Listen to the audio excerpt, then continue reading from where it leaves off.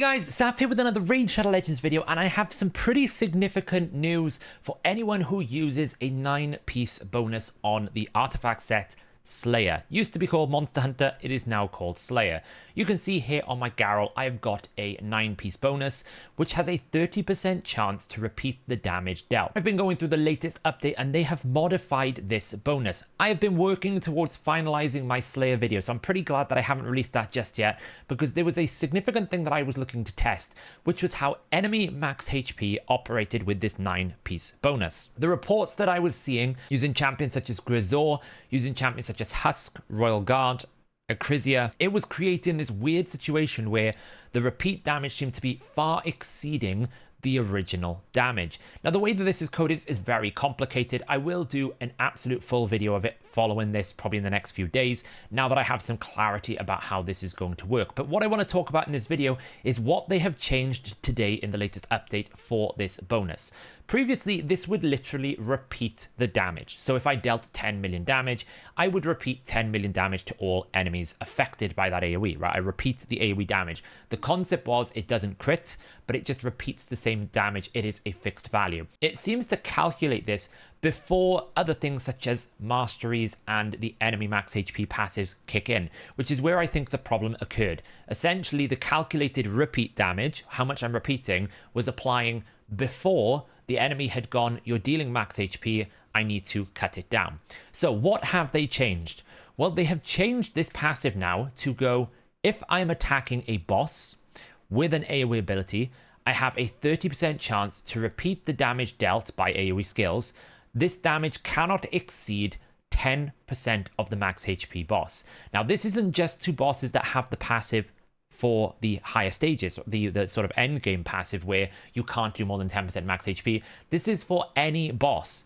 Anytime I get this proc, it will always do no more than 10% of the enemy max HP. This is a pretty significant change. Champions such as Garrel could potentially be dealing upwards of 1 million, 2 million damage with this A2, and that would be repeat. That will not happen anymore. This is going to be a significant nerf across the board for any champion that's capable of dealing an AoE hit to any Hydra head that exceeds the maximum of that Hydra head's HP by 10%, which typically is around about the 300 to 400,000 mark, and I think the Head of Suffering is about 550,000. So if this Calamitous Maul deals more than 500,000 damage, the Slayer 9-piece bonus will only ever deal 10% of the boss's max HP.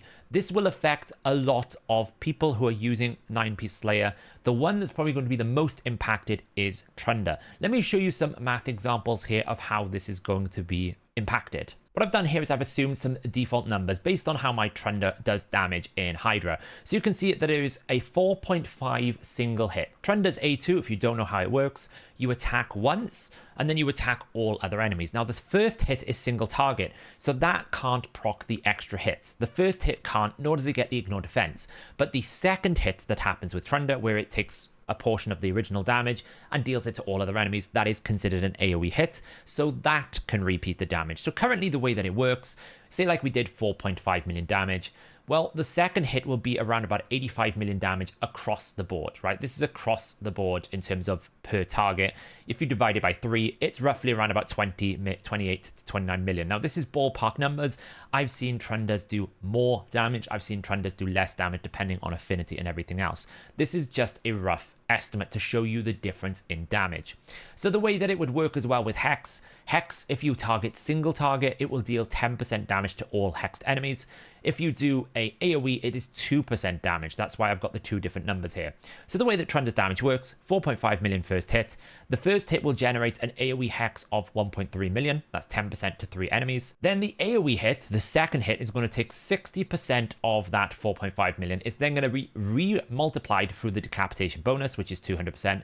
And I've put 250% crit damage on it as well. So this is where that extra damage, that's why it's significantly higher, is we're remultiplying that original 60%. That's how it works.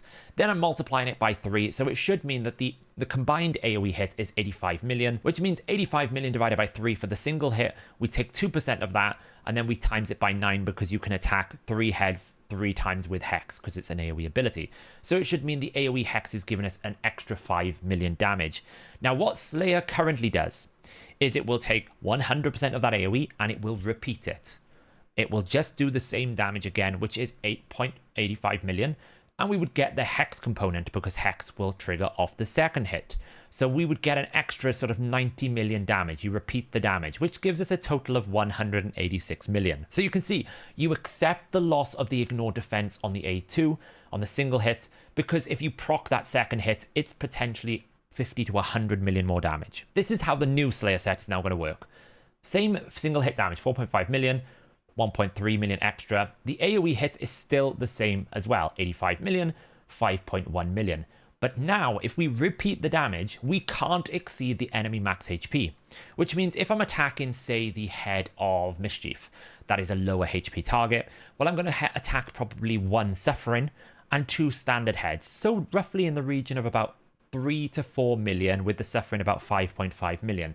So I've created an equation here that I've basically taken 2 300,000 and 1 500,000. That is the maximum I can do. We add that together, so we can only deal 1.1 million extra on that AoE hit. And then we will deal 2% of that across the board. So you can see the extra hit from Hex is not that big because 2% of one of this 3, because this 1.1 million is the combined of all 3. We're only going to be doing 2% of one of them 9 times. So that's kind of how it works here. It's going to give us 66,000. So that's going to put us right down to 97 million damage, which is a 48% damage nerf. We know with these Trender teams, all you do is keep A2ing. This is overall a 50% nerf to the damage that Slayer can output. So I would recommend, if you're currently running your Trender in 9-piece Slayer, this is going to require you to change. Because even though Trender is not maximum HP, it still applies, because that's obviously what you might be thinking right now is, well, Trender's not maximum HP, it doesn't affect her. Yes, it does, because anytime you target any boss, the extra hit, the repeat damage, is always going to cap to 10% of the boss's maximum HP, whether you're a max HP champion or not. This does bug fix it for people like Acrisia, so that Acrisia's damage is actually reflecting it. This is why this fix has been implemented. Acrisia before might hit for 300,000, but because the repeated damage is calculated off of her total critical damage, which we know if you feed it 10% of the boss's HP that it can multiply via critical damage, without that boss's passive, it's going to do tremendous amounts of damage. It's actually calculating the repeat damage off the uncapped value. This is now going to fix that problem, but it is going to have a negative consequence to any non-maximum HP champion that is able to do this kind of repeat damage. So the real question then comes to what should you do? I definitely think now you would replace your Trender. You should not have Slayer Trender anymore, because what you got to remember is the calculation for the ignore defense is very important. This ability doesn't ignore defense, but if you have maxed out your area bonuses, you can see here when I go to my Hydra battles, I have maxed out my area bonus. I've got 20%. Well, with a lethal set, you get an extra 25%, which means that you can get up to 45%. Then you have 6-star Crushing Rend. If you have been lucky to get a fully awakened Trender, that will give you an extra 31% on Nightmare, which is 76%. And that 76% is very important because of Helm Smasher. If you manage to get a Helm Smasher proc, you get to 101% crit ignore defense. And that 101% ignore defense means that the first hit is true damage. And because the secondary damage is all based off the first hit, you will find you will produce far more damage by making the first hit your priority, not the second hit. Whereas Slayer, you're kind of banking on the repeat damage to make up for the fact you can't get to true damage. It should be the difference between 25%, like 76% ignore defense or 100. That is a huge difference. So I would recommend, especially if you've got a 6-star Trender, you rebuild back to a lethal or savage build so that you hit true damage with Helm Smasher.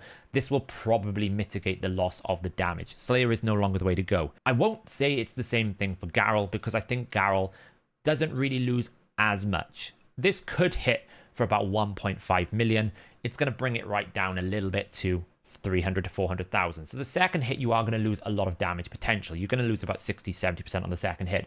But because all of the abilities are AoE, you probably still want to go Slayer, because you get the 30% ignore defense and you're also getting turn meter as well with Garrel.